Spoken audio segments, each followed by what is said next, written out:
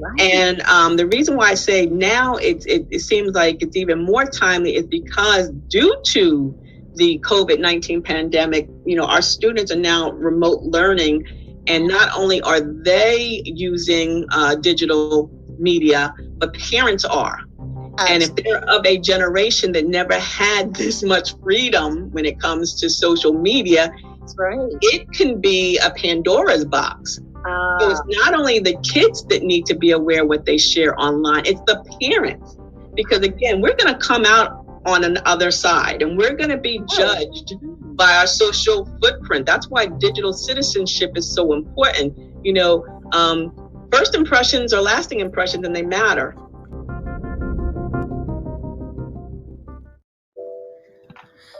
A quick shout out to our sponsor and podcast home app, Anchor FM. Do you want to start a podcast? As your host of Coaching You Through All Things Education and the founder of ANC Unlimited, I use Anchor FM for easy editing, connecting with other podcast apps such as Spotify, Apple, and of course now iHeartRadio. It's free, so I can create as many episodes or bonus episodes for my listeners as I choose. Sign up today at anchor.fm.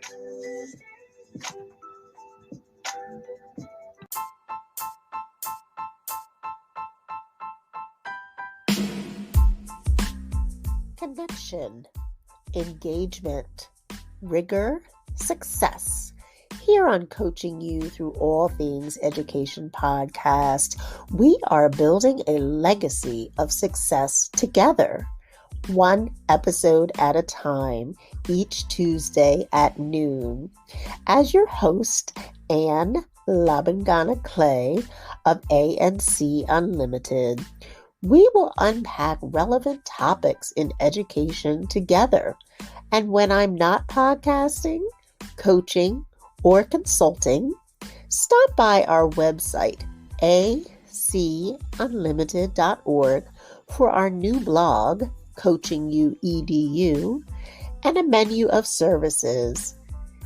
If something resonates with you during this episode, message me on the podcast app of your choice or leave a comment on LinkedIn, our company Facebook page, or on Twitter. Our guests appreciate your feedback. Check out the story notes for our social media details, and certainly, if you have an episode suggestion, send it to coachingallthingsedu@gmail.com. Now let's dive in.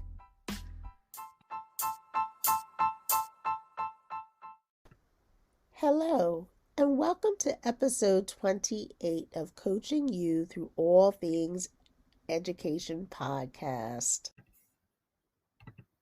This is a conversation with Antoinette Blake about social media posts, do's and don'ts for our students and our families, as well as how to use podcasting as a tool in our school for our administrators and our teachers. Chock full of goodies today. Antoinette is a social media guru. She does it all: podcasting, blogging, speaking, etc. I better save something for her to share with us. She is also, however, my podcasting mentor, and I can't thank her enough for starting me on this wonderful journey of podcasting. It's been so rewarding. Thank you so much, Antoinette, and welcome. Thank you, Anne. I am truly honored and blessed to be a part of a platform where you are doing such amazing work, not only for yourself, for your family, but for your friends, your colleagues, and so many other people. So thank you for inviting me to share your platform today. Oh, thank you. It's definitely my pleasure. Well, we're going to start off with, can you tell our listening audience a little bit about yourself and your amazing background in social media, podcasting, and blogging? Great question. Thank you, Anne. Well, you may know, but your audience may not. I actually began my teaching career back in the 80s. I have my BS degree in elementary education from Delaware State College. It's now Delaware State University. So I actually began teaching, and I've always loved to teach. But I did a little side, detour, and ended up in corporate America for 32 years with IBM. But I never really stopped loving teaching and learning, that's a gene that we all have as educators. To be honest with you, when social media was first, out there, I didn't get it. I did not understand, MySpace and blackplanet.com. I just couldn't understand all the ins and outs. But after the death of my grandmom, and you may be able to relate to this, after my grandmom passed away at the age of 98, I lovingly and jokingly used to say that she raised my sister and I, and then I raised her at the end of her life. Sure. And it wasn't until she passed away that I felt that I obviously did have a whole lot of time on my hands, and I didn't know, what to do with it. And I remember my friend in New York said to me, that meant that you gave a lot of time to your grandma. Amen. Yes. And so I remember there was one thing she always wanted me to do. She said, Tony, I want you to go back and I want you to teach. Well, Ann, I can't go back into the classroom now. I mean, just don't have the patience or the energy. God bless all you educators. But I knew somehow, some way it was going to be teaching again. That's right. So that's where I started. That's why I started blogging. I actually started blogging, and it was a way to fill the void after the death of my grandmother. She and my sister and myself used to love thrifting and saving money. And unfortunately, I lost my sister in a car accident in 1992. She was 29. Yeah. So after my grandma was gone and my sister was gone, I wanted a way to share my love of thrifting and my love of deals and things like that. So I started a blog way before it was really, really popular, but it still wasn't enough because Facebook was so new then. And Facebook was just your family and your friends. And I was posting outfits of the day. I was posting deals, all this stuff. And I just wasn't getting the love, how we always looking for that connection. And so then I started blogging on YouTube. And so that opened up a whole new world. But to answer your question more directly, it was my love of education and training. When I started writing, I was quote and unquote discovered and asked to write or blog for the Delaware Financial Literacy Institute. Yes. And then they in turn asked me if I would be interested in hosting, teaching others. So I was like, yeah, of course. And that was when the bug bit me. And I actually did that for, I believe, from 2012 to 2015 until a light bulb moment came and said, hey, you can get paid to do this. You can get paid to teach others. And I'm like, sure. So, once I left corporate America, I decided to start the business. And so I started teaching others not only how to use social media for their business and their brand, but how blogging, and now podcasting can be very powerful way to brand yourself, whether it's for your business or for your brand or your personal life. Absolutely. And it sounds like at the beginning that you were saying you used blogging and then podcasting, I know you do, as kind of a way to express yourself, a creative outlet. To share your feelings, your thoughts, your ideas. And when you did that, you found that people were connecting with you. There were others out there that, could empathize or weren't aware, and then began to try to find ways to connect with people that they weren't familiar with or with situations that they weren't familiar with, and they grew. That's awesome. That's really cool. Yes, and it's very important. And you hit on something that is very timely, not only then, but now, it's a way to connect with others that are like-minded, and that's all it is. As humans, we're very communal, which is why, we enjoy connecting with others that have, if not the same, but similar to beliefs, likes, and, it's just a way to bond. Sure. Absolutely. Wonderful. Well, thank you for sharing all that. All right. So speaking of social media, right, and Facebook and everything else that's out there, I know that you are an expert in the do's and don'ts for social media, and particularly for our students and our families. What advice do you have for us about that? Wow, and I could talk for hours on that topic, and it's again, this is very timely. And prior to the COVID-19 pandemic, I actually had created a curriculum that I was trying to pitch to various school districts and community centers. It was entitled Digital Citizenship, with the main focus being of privacy. And it was cute. It was called Be Aware of What You Share Online, because our digital footprint is almost like our social security number. Now it follows you from birth, from cradle to grave. Sure. And so I wanted to work within the school districts with not only the students and the administrators, educators, but also the parents. Right. And the reason why I say now it seems like it's even more timely is because due to the COVID-19 pandemic, our students are now remote learning, and not only are they using digital media, but parents are.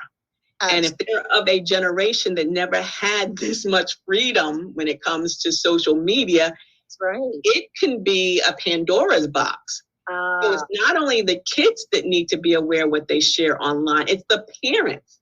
Because again, we're going to come out on the other side, and we're going to be judged by our social footprint. That's why digital citizenship is so important.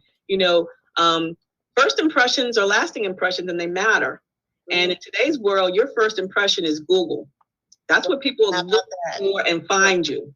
Yes. And people are posting things, and I'm sorry, parents out there, but you're posting things that's going to follow you, and it's maybe embarrassing to your child. So you too, they too need to be aware of what they share. Our kids came into the world, obviously, my kids came into the world, they had iPhones and iPads and, digital equipment. You and I came in with abacuses and we had the abacus, we had paper and pencil, we had a compass, we had to add and subtract paper manually, but kids can just ask Google or another artificial device how to do something, and it's done. So there are some things that I want not only our students and our educators and administrators, but I want our parents to know, you can work in partnership because the kids are very digital savvy, but understand that this is open to the world. Mm-hmm. It's global. So, it may be cute. You think it's cute, the things that you're putting out there, but they're not so cute. It's just not so cute. Sure. And so, if you go out and you're going to try to find a job or something afterwards, or your kids trying to get a scholarship, you're going to be Google. They're going to look at everything. They're going to look at everything. So I just want to say to parents and to administrators, to teachers and to students, be aware of what you share online, because your brand is your bond and your bond is your brand. And and when you and I were in school, we could do whatever we wanted to do, and we just had to threaten a sibling or a cousin not to tell. But now everything's online. Right. So, you can't that's just the way the world is. So be aware of what you share online. So that's what I really would love. Again, post-pandemic, I still have that curriculum.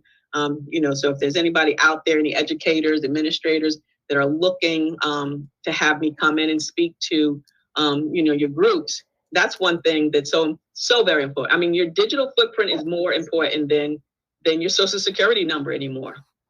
Indeed. I'm glad you shared that you have this curriculum, for those who are listening, because that might be an area that schools and districts aren't focusing in on as much, particularly with the pandemic. Their minds and their focus tend to be on academics or social emotional, which are very, very important. areas to focus in on, but let's not lose sight of that digital footprint. And like you say, you can't get it back. So what is the phrase? You can't unsee it. You cannot undo it once it's done. No, that's the cloud. Deletion doesn't mean anything. You can delete, but it's still, if it's been captured, it's there, and like you said, and, this is going to be with us forever. I mean, look, we just had landing on Mars. So, hey, they'll know about you on Mars. If you don't, it's going to the cloud, now it's going to Mars. So, right, exactly. Sure. Wow. And there are positives to that too, though, right? I mean, like you said, leave a positive digital footprint so that, however many moons from now. I always say that you want to leave the legacy in the clouds once after you pass through the clouds. And it's so true, it's that dash in between, you have a year that you were born and a year that you'll die. But how do you want to be remembered, that dash in between? And I believe, everyone wants to leave a positive legacy. Everybody really wants to leave a positive legacy, and that's what you're doing. That's one thing that I often say about, podcasting or blogging. You're leaving a legacy. And if it's something that's going to help someone else, it's just, not measurable. It cannot be measured. You don't know how many lives that you can touch simply with your voice or your words. Indeed. And you definitely have taught me that. All right, let's see. So about podcasting, a couple questions here from different angles, but I think that they'll be beneficial for all of our listeners. So with the world of podcasting, how can schools, administrators, maybe district central office, use podcasting to provide professional development to their staff? That is an awesome question. And it is so very timely. And I'll probably use that word a couple more times during this interview. Right.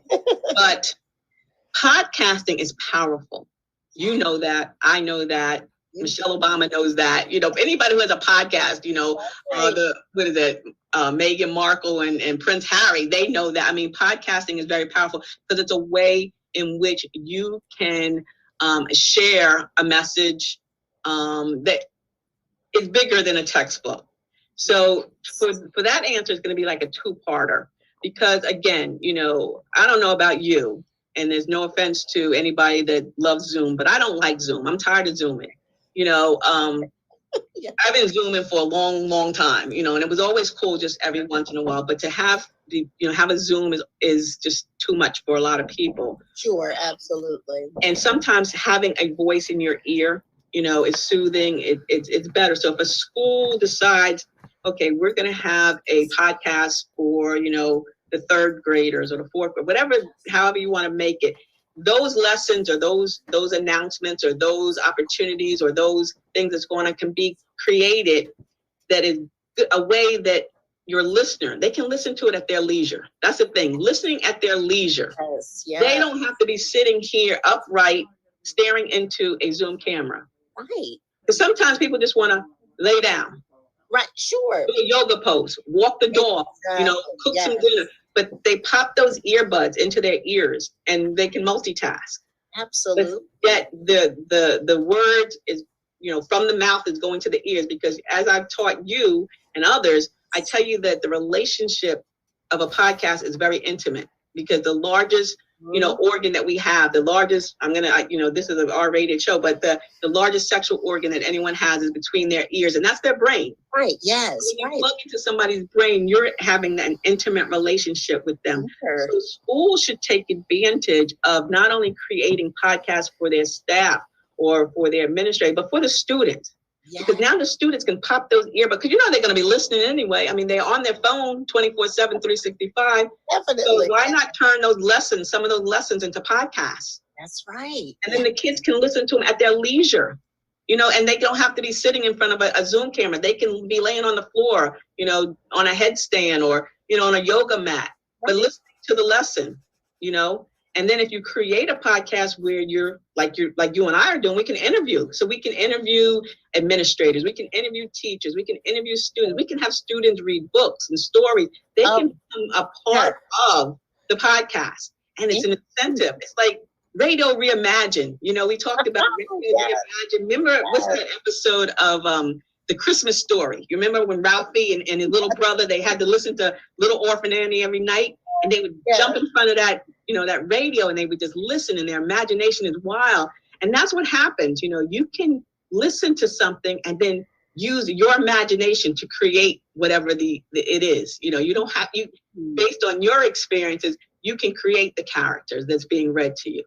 And that's why it's great for not only teachers, but book clubs, you know, doctors, lawyers, preachers, teachers, anything, because again, the mind is so powerful.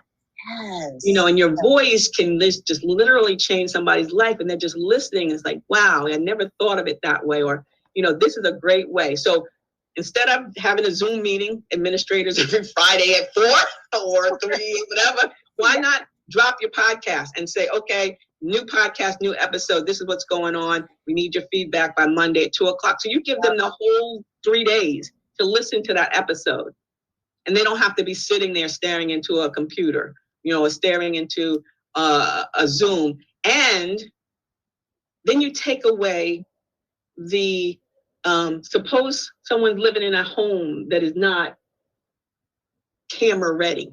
Yes. The embarrassment of finding someplace, you know, and not having kids or dogs or babes or boos running around. Right. You can create a podcast, and then that person can listen, and the child doesn't have to feel embarrassed because of whatever.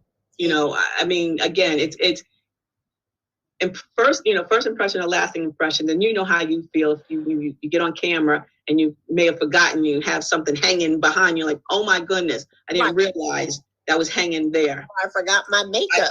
My makeup, or there's one of those cat memes on there, whatever happens, or, you know, you're not dressed from the bottom down. Right. So a podcast is a perfect medium to get out the message, and it's giving you the ability to share that message, and then it's giving the power to the listener to be able to listen to it at his or her leisure. Yes. And I'm hearing, and to respond to their need, because you want it to be an interaction. Exactly. To the school. So I'm thinking of, you know, your virtual, your hybrid, even if everything's back to normal, quote unquote, and we're in a blended learning environment for school, meaning part, you know, online, part in person, for responding to materials.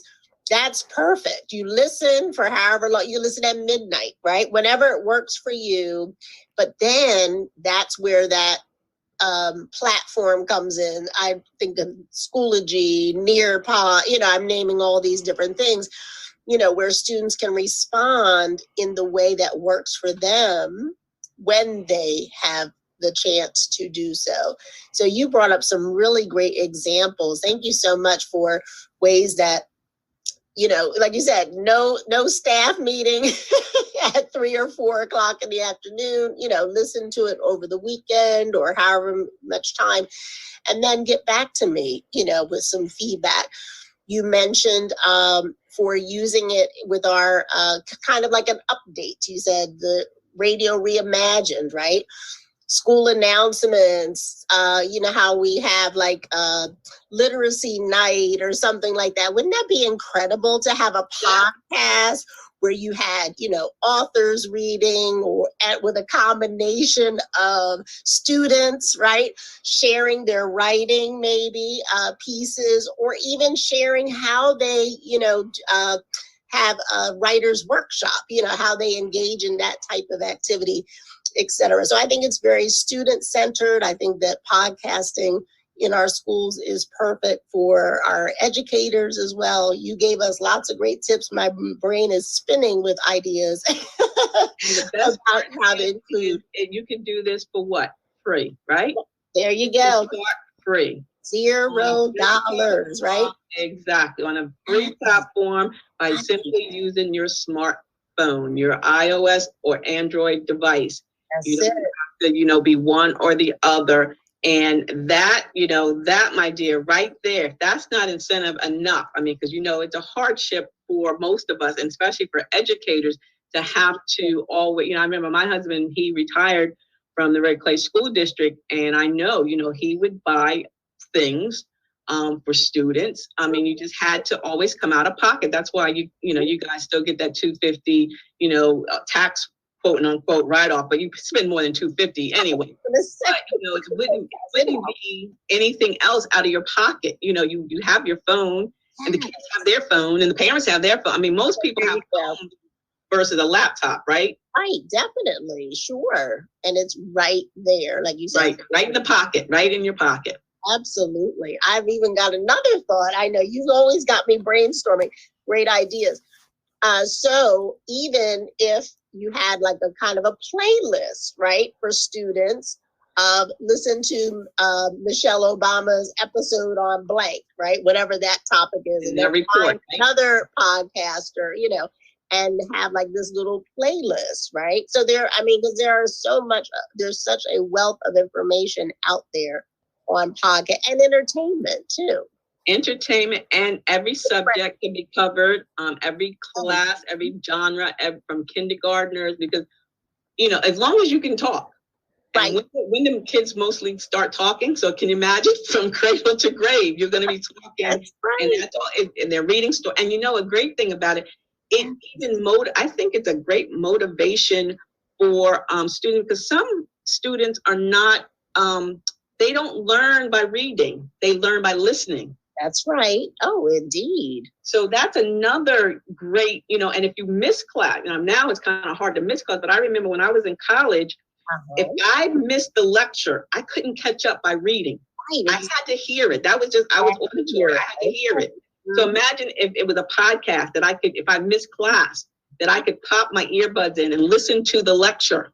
Wow. Or say if, you're a minister and you have, Bible studies on Tuesdays, but I can't make it on Tuesday because the kids have a soccer game or something. Right. I can catch Bible study because you downloaded it to a podcast, so I can listen to it while I'm at the soccer game, or, when I get home. So you don't have to pop open a laptop. Like you said, you can pop it into your phone, which is always on us anyway. Yep. Yeah, we'll turn around if we left the phone. We don't care about the money in the wallet and the license.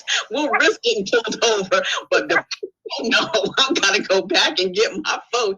And speaking of which, even vehicles, the infotainment centers, you can pull a podcast down while you're in your car. You absolutely can, right? Mm-hmm. It's perfect. Okay, world.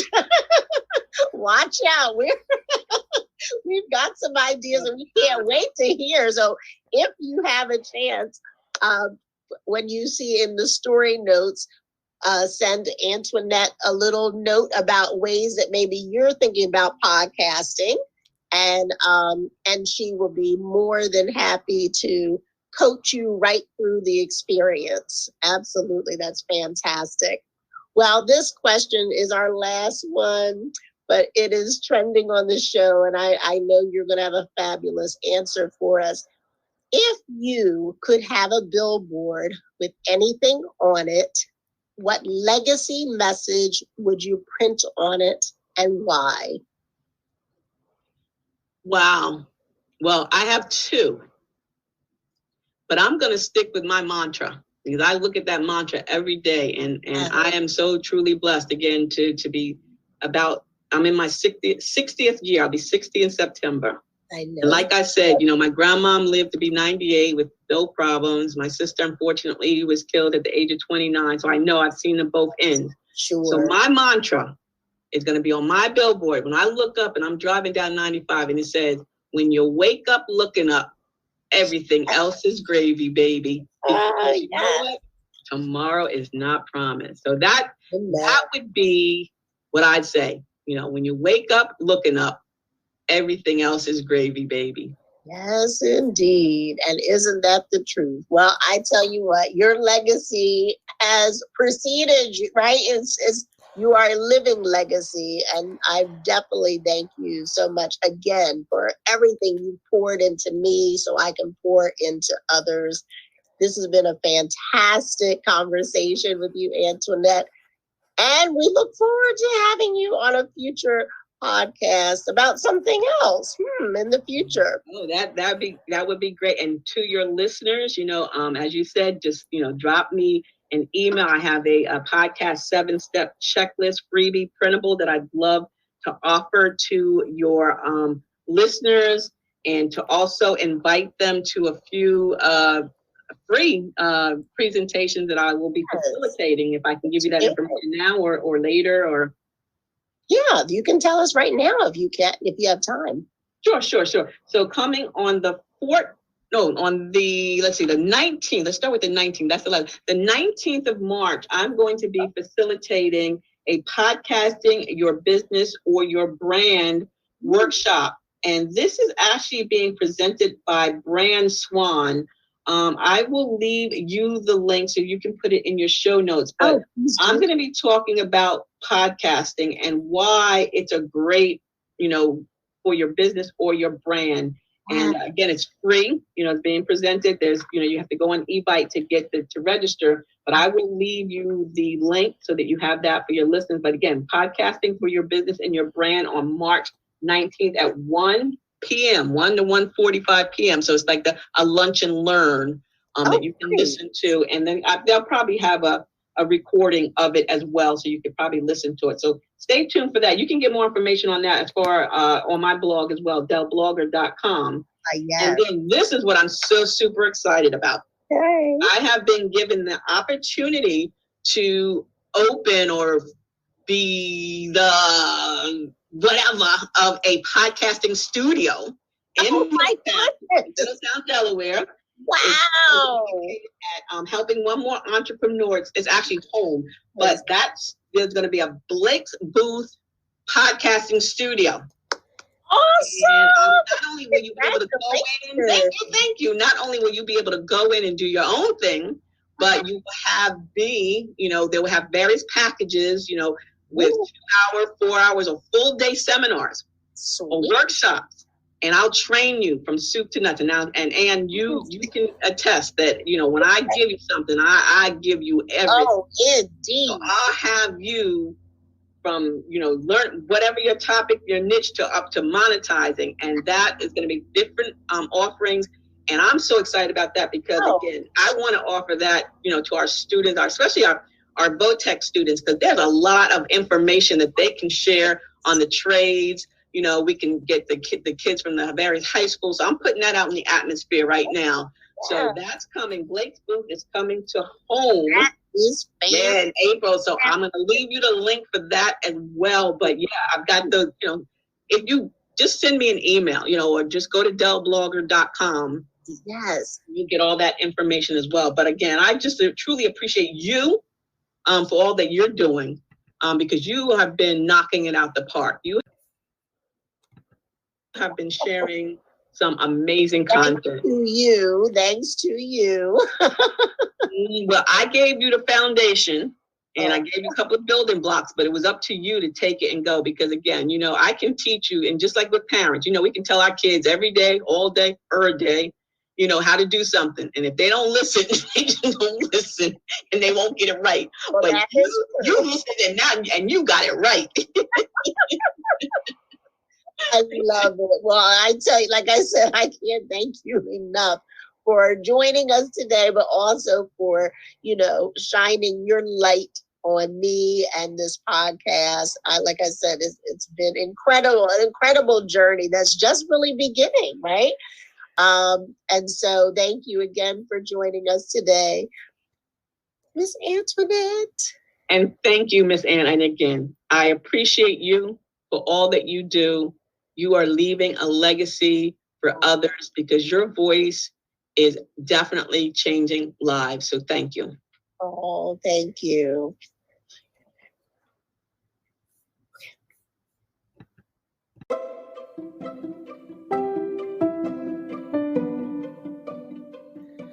Well, that concludes another episode of Coaching You Through All Things Education.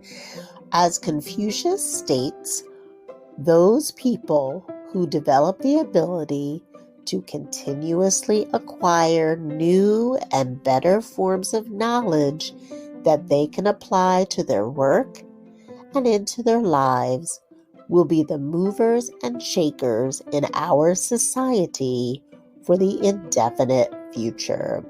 Again, you can find me on LinkedIn and Twitter, or you can also find us on our Facebook page, A&C Unlimited. As a reminder, for a free consultation in any area of education that you choose, for educators, administrators, or parents, please visit afunlimited.org. Until next time, stay stress-free and be well.